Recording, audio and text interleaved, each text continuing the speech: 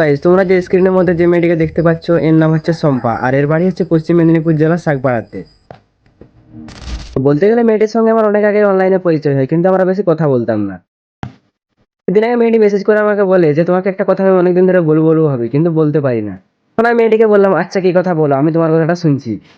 তো মেয়েটি বলছি যে তোমাকে আমি অনেকদিন ধরে দেখছি তুমি সবার ভিডিও বানিয়ে দিচ্ছ, তো আমার একটা ভিডিও বানিয়ে দেবে প্লিজ। আমি তাকে বললাম যে কেন করে দেবো না, কিরকম ভিডিও বলো, যদি আমি পারি তাহলে তোমাকে নিশ্চয়ই করে দেবো। দেখো, আমি হলাম বাড়ির 2 নম্বর মেয়ে, আর আমার বাবা চাষবাস করে, বলতে গেলে গরিব, কিন্তু আমাদের কোনোদিনও রাজকন্যার থেকে কম রাখেনি। আমি ছোট থেকে এত বড় হলাম, যখন আমি মাছ দিয়ে করে কিছু খাবার খাই তখনই আমার বাবা গিয়ে আমার মাছের কাঁটাগুলো বেছে দেয়। আর আমি আমার বাবাকে অনেক ভালোবাসি, আর আমার বাবাও আমাকে অনেকই ভালোবাসে।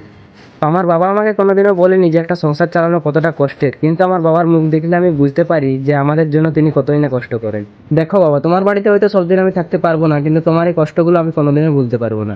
আমার জীবনের আমার আসল হিরো হলো আমার বাবাই।